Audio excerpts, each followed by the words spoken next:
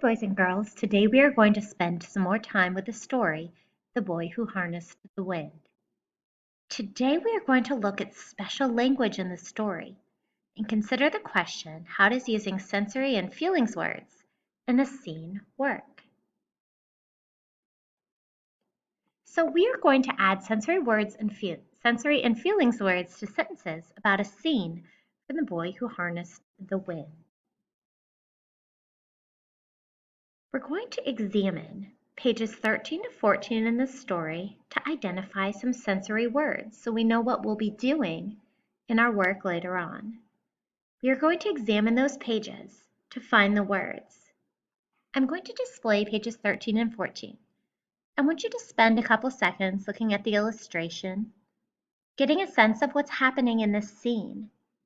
And then I'm going to read the text to you, and together we're going to identify the sensory words. Here's an image of pages 13 to 14. Take a few seconds and study the illustration.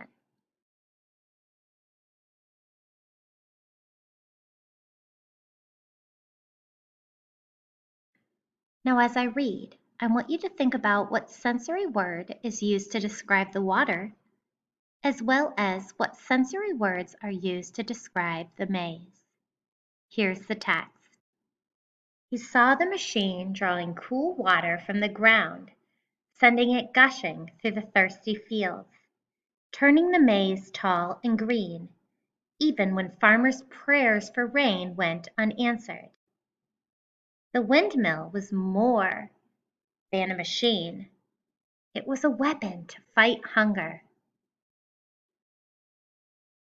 "Agitella Morpheus," he whispered. "I will build electric wind."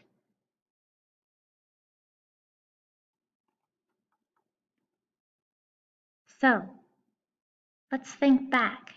Again, it says think, pair, share, but since we can't be together, we're going to do this activity with you and me. Which sensory word is used to describe the water? He saw the machine drawing cool water from the ground. I hope you identified the word cool. Our other question I ask you to consider is, what sensory words does the author use to describe the maze? I'm going to read that segment of the sentence again.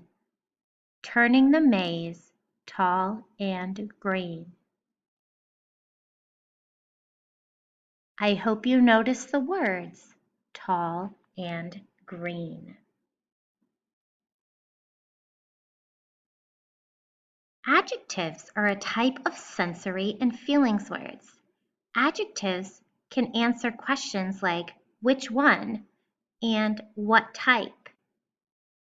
When we're describing the water, we could say, what was it like? It was cool. How was the maze? It was tall and green. All right, for our next task together, we are going to put some sensory words into sentences that are different than what the author uses. I'm going to show you the sentence frames that we will be completing. Then we're going to go back and examine how the author used sensory words in those same sentences. Here's what we will be completing. Here are our sentence frames. In the junkyard, pieces appeared like blank treasures in the blank grass. William felt blank. I'm going to read pages 15 and 16. And as I'm reading, I want you to listen for these sentences and what sensory words the author uses. We're then going to model our writing after the author's by putting our own sensory words in. Here's pages 15 and 16. Listen as I read the author's words. In the junkyard, pieces appeared like rusted treasures in the tall grass. A tractor tire, some pipe, and bearings and bolts that required every muscle to remove. "Tonga!" he'd shout to the birds and spiders. holding up his prize. But as William dragged his medals home, people called out, "That boy is masala. Only crazy people play with trash." Let's look at what the author chose for their sensory words. Rusted treasures, tall grass.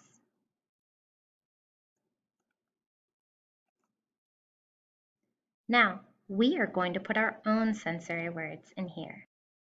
So, in the junkyard, pieces appeared like blank treasures. Remember in the text, the author used the word rusted. That tells us the treasures are old and not shiny. When a word like fancy treasures would not make sense. So I'm trying to think of a sensory word, a word that would describe them, an adjective. I know one when I think of trash. I would use the word dirty. In the junkyard, pieces appeared like dirty treasures. That makes sense to me. In the blank grass. Now the author used the word tall. Can you think of another word that we could use to describe grass? I can think of one. When I think of grass, the first word that comes to mind is this word, green. And now let's think about how William felt. Putting yourself in William's shoes, meaning thinking about how William might feel. He's finding what he's calling treasures. How would he feel here? I know a word that I would use. Excited. Maybe you were thinking happy. Maybe you were thinking great. These are all words that would describe how William felt. I'm going to read these two sentences back to us using our sensory words. In the junkyard, pieces appeared like dirty treasures in the green grass. William felt excited. I think that was great practice using our own sensory words. Now let's keep going in the text. I'm going to read pages 15 to 16, and I want you to be looking for this phrase. Like always, it came, first a breeze, then a gusting gale. As I read, I want you to think about the sensory word gusting. A gusting gale, what would that feel like? Let's listen to that whole page.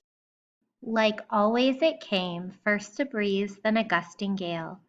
The towers swayed, and the blades spun round.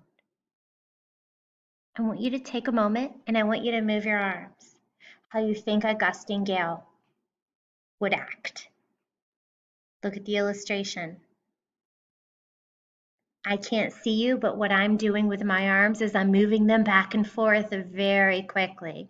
That sensory word gusting makes me think of a strong, powerful wind. Now that you've had time to consider some sensory words that the author used in the text, how the author described the water and the maze, then we put our own words, our own sensory words in when the author wrote about William finding the treasures.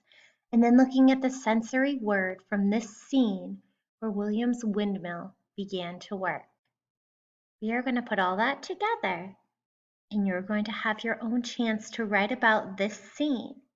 Now you want to make this scene sound as real and complete as you can, so we are going to use sensory words in our writing. Again, study this illustration. Think about how William would feel, everything he went through, everything his village was going through, and then his windmill begins to work.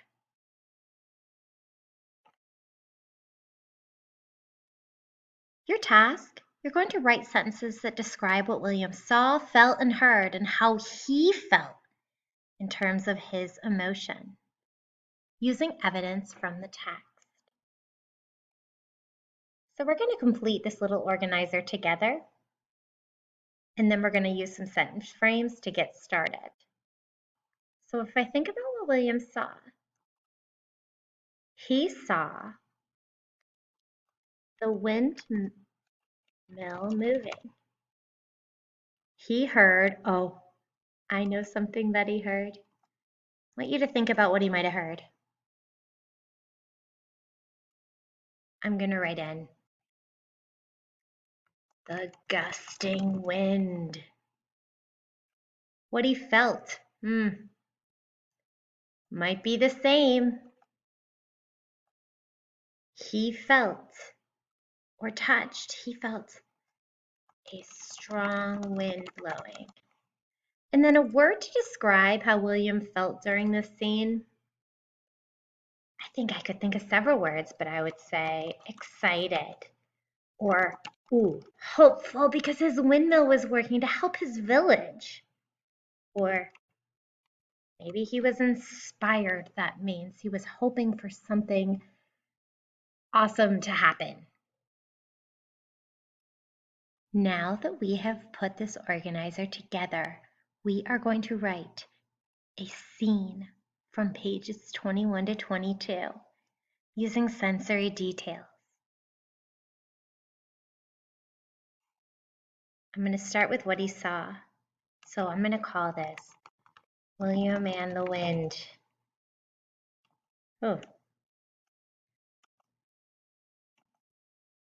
I'm going to say first what William saw. I wrote down William saw the windmill moving. I want you to think about what you would like to write for what William saw here. I want you to verbally rehearse that. Here's my first sentence. William saw the windmill moving. I'm going to go ahead and I'm going to write that down. That's going to be my first sentence in my sensory paragraph. William saw the windmill moving. I'm going to move on to my second detail. What he heard. He heard the gusting wind. Maybe you want to say he heard the howling wind. Maybe you want to say he heard the strong wind. Think of a describing word, a sensory word for the wind. Practice your sentence now. Here's mine. He heard the gusting wind.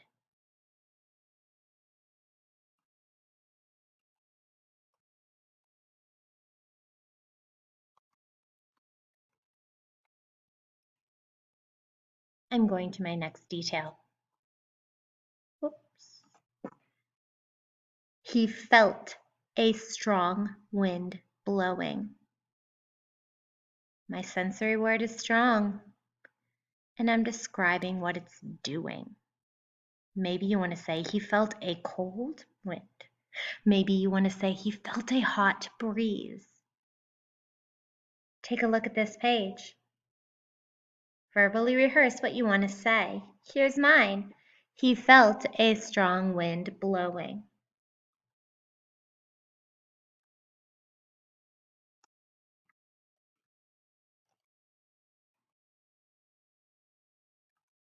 The last part, a word to describe how William felt during this scene. William felt, I'm going to use hopeful. William felt hopeful. I want you to practice your sentence now. I'm going to write that into my paragraph.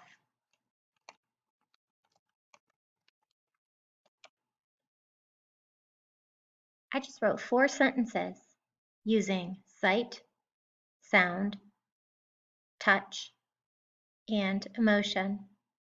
I can't wait to read what your paragraph looks like. Make sure to take a picture and upload your paragraph to Seesaw.